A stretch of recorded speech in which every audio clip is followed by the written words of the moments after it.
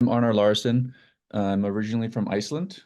Um, I studied mechanical engineering, and I started out in developing in the R&D department of a prosthetics company. So we were developing knees and ankles for amputees, all the way from people in their later ages to Paralympian athletes, and that was a great sort of exposure to understanding how to mechanically attach things to people and either help them uh, get back something that they had lost, as well as understanding how intricate and awesome human biomechanics and physiology is, and applying engineering principles to it. That then led into a research work that I did at with a group in at Harvard, and there we were looking at how we could attach or really develop a pair of pants of sorts called an exosuit, that the U.S. military wanted to apply to their active duty soldiers in order to make them less tired in the field, and so basically make them more energy efficient.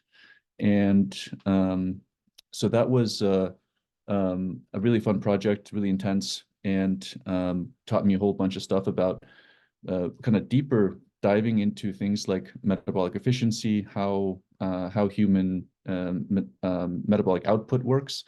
So if you're trying to save energy, you need to understand how muscles consume energy, and where you can save some of it. And through all those experiences, basically got into collecting a lot of data on ventilation or breathing. So understanding the contents of our breath. So for example, oxygen and CO2, that really gives us insight into what's going on within the working muscles. And it's really the oxygen we consume is what the muscles consume as well. And then the CO2 that we exhale is really the exhaust of the muscles. And by looking at the interplay or the exchange of those two, we can get a really good idea of how much the muscles are working and how efficiently they're working. And so that was kind of a tangential part of this like research that we were doing. Like the main purpose was to make the soldiers more efficient. And but that sort of basic idea of like we can actually measure breathing and understand how well the muscles are working, how much they're working, was fascinating to me because as an athlete myself, I played basketball growing up. I was on the youth national teams in Iceland, and I'm a classic case of someone that overtrained. So I just wanted to play all day and practice, practice, practice. And by the time I was like 18, 19, I pretty much burned out.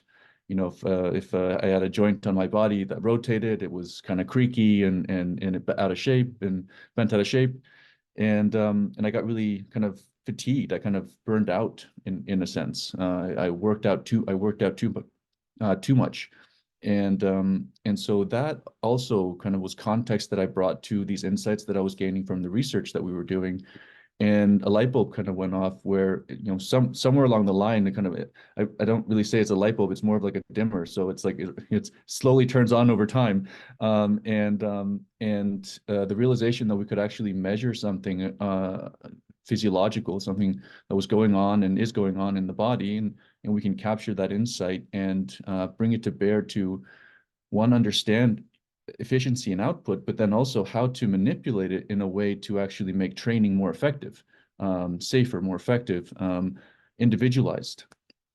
And so that really, I thought that was a really cool thing, and wondered how we could actually develop technology or sensing technology that would then be able to capture that information in a way that we could create a consumer device. Because when I looked out into the market, I basically saw what I had myself as an athlete. There was GPS watches that you could go for a run with, and heart rate monitors that really don't capture the same information that we could get in the lab. And so I wanted to bridge that gap, and that's where Tyme Wear came to life. And so that's been our mission, to really try to bridge that gap between the what is available and insights that are available in the lab, bring them in a way that is available to anyone that's trying to get fitter. It's a really tough question because it's so general, and every startup is its own unique set of problems and opportunities. So, I'll say that um, I'll just answer it from our perspective. I think what we kind of gained the most from being in Boston is this really um, interesting place. It's a very interesting intersection of old and or kind of mature industry of making stuff. So Boston used to be the hub of like, most shoes in the world were made in Boston or like in and around New England, right around the Boston, like 2 hour radius of Boston. You have a massive manufacturing base that used to be a lot bigger, but there's still kind of pieces of it there and various other sort of hardware components, materials. They're all in and around Boston. And like they're not the ones that you hear about, right? They're not like the big tech companies, but they're all there and they're staffed with people that are really knowledgeable and really willing to help. And so in our early days, we're super fortunate to be able to tap into this network. The sort of I call it like it's like a 2 hour radius around Boston of materials companies, manufacturing, whether that's PCB or plastics. And as a hardware company, like we develop sensors, we that needs to be put on a body. So we have a very unique set of or a subset of things that we need to materials we need to use in our designs. And Boston pretty much ticks, or like, yeah, the greater Boston area pretty much ticks all the boxes for suppliers that we could tap into to create our early prototypes and iterate. We didn't have to fly to China or somewhere else where it would have been prohibitively expensive for us on a bootstrap budget. The ticket alone would have been, like our monthly budget or something like that. And so that was a non-starter, but we were really fortunate to be in Boston where pretty much all those things existed, and we use many of those same suppliers today. So I think that's maybe, I don't know if it's overlooked or maybe it's kind of under the radar, but Boston has a lot of great resources, especially for hardware companies. Yeah, I think that was really the main advantage. I mean, like I'll give a counter example of like being like I'm from Iceland and being in Iceland, like we would not have been able to start Tyme Wear in at least in the same way that we were able to in Boston. Um, and I think those, having access, being able to get in a car and drive, 30, 40 minutes and talk to someone with world-class knowledge about a certain material that we need to make our product work, that's not anywhere in the world that you get that. And so I think there are probably a lot of these pockets around Boston because it's a very diverse sort of industrial ecosystem. Everything from what I'm talking about with like materials and manufacturing, hard goods and soft goods, to, you have the whole biotech and pharma industries and not to mention everything that's going on with software and all that. The universities are I'd say if you're coming out of the universities, they're a lot more accessible, and if you're sort of outside of that ecosystem, they're pretty inaccessible. But it doesn't really matter which side you're on because I mean it's such a diverse sort of set of um, things that resources that are available. Not to mention then also I actually haven't been following it so much in the last few years, but when we were starting out, there was a very thriving hardware sort of both maker scene and meetups. I don't know if that's still kind of going on, but in the early days, that was crucial because then you could see like there were other people doing stuff and making stuff and how they were thinking about it, and that's how Juan and I met originally. We met through one of the maker spaces in Somerville, and so meeting founders, co-founders, early employees, like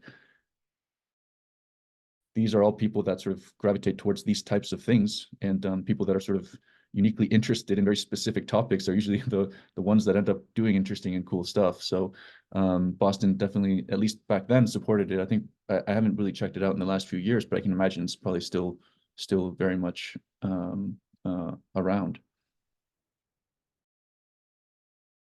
To be honest, I'm not super tapped into like when you have your own startup, it becomes your world, and you kind of isolate in many ways because Sure. there's just so much that you need to do, so much work that needs to get done on solving your specific set of problems that you don't you every now and then you kind of look up and look around, but not so deeply anyway.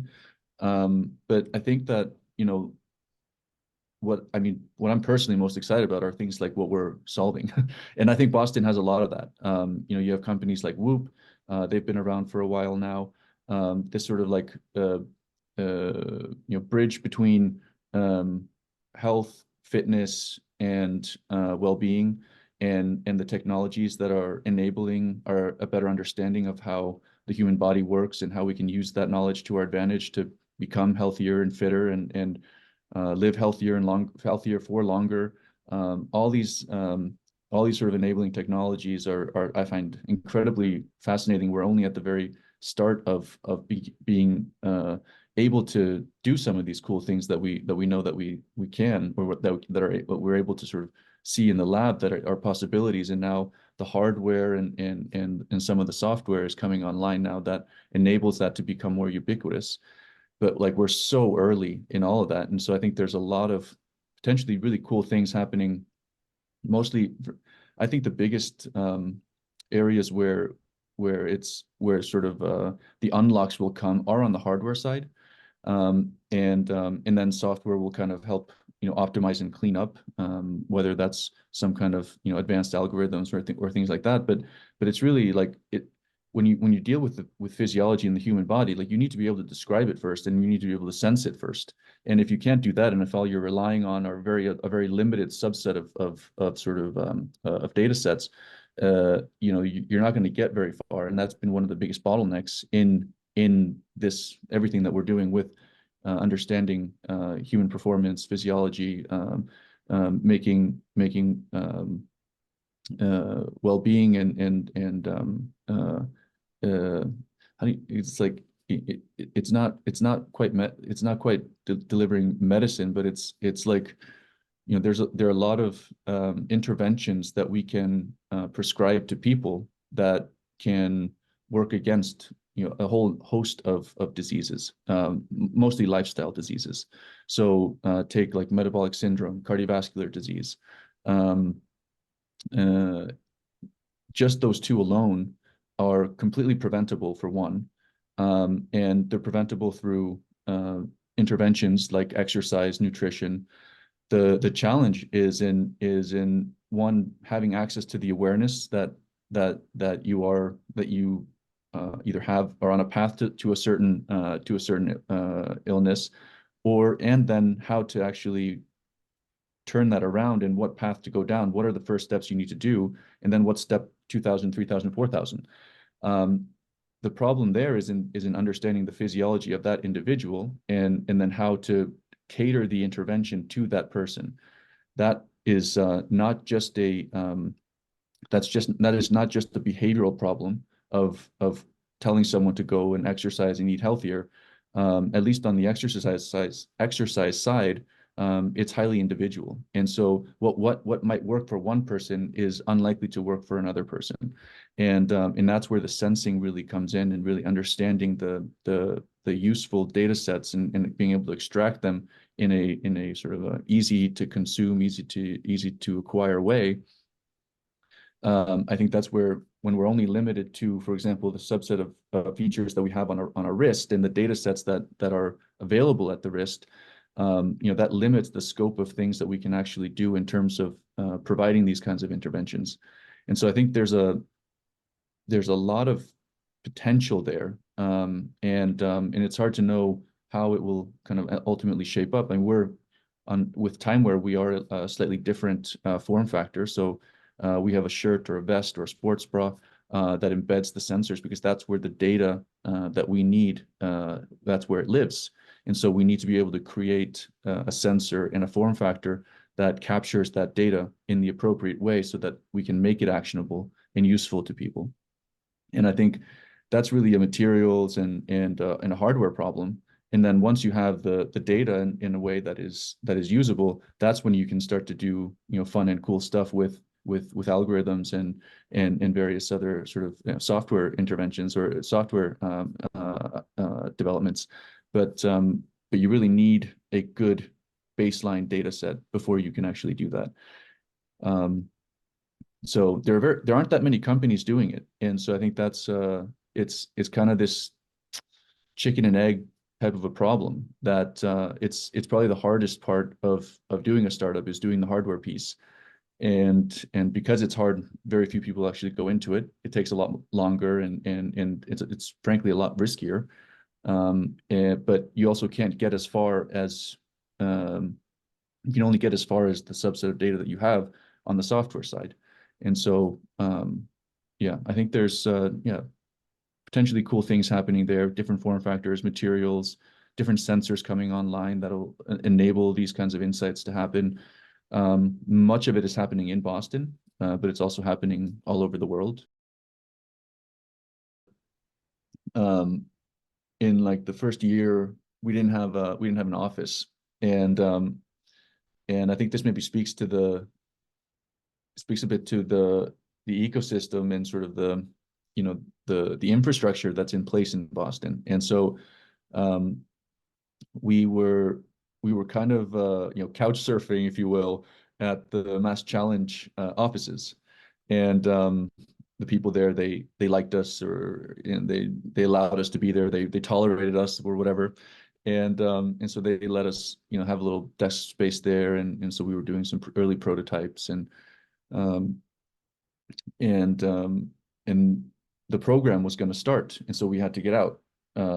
We had to find another place, and so we had to like move out like the next day or something, and we were there like we didn't really know where we were going to end up going, and there just so happened to be a hackathon in the space, and it was right up on our alley. It was like this sort of hardware hackathon, loosely physiology related, and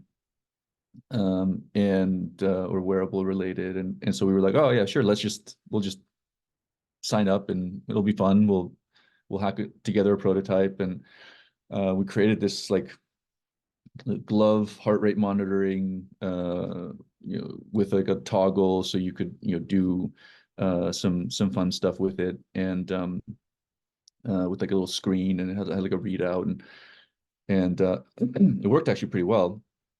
And I forget exactly. It was probably specific to some like topic that they had. Anyway, so we hacked together this prototype, and we ended up, whether we came in like second or first place, and the winning in for the place that uh we got like 3 or 4 months at free at a co-working space. So that just happened to be the prize that we got. Next day we had a place to go. We were basically going to be, our company was going to be on the street, so to say, and we ended up getting a few months of co-working space that we had ended up being able to negotiate into a few months longer, because they probably felt pity for us, and so we ended up being there for a while, and but kind of random, we had this hackathon. We ended up getting this prize that then saved us from being on, not having an office, and it was all just because we were there in the space, and it was happening at the same time, and we didn't necessarily even know about it, but or even know about the co-working space that we ended up being in downtown Boston. And so there's a lot of, when you have this sort of ecosystem around, it's it can be really fortunate to, it creates a lot of luck in a way, and both with like meeting different people, and there are all sorts of stories where we've kind of bumped into people that have been really helpful, and stuff like this where we kind of you know can yeah, find office space for free basically by winning a hackathon. So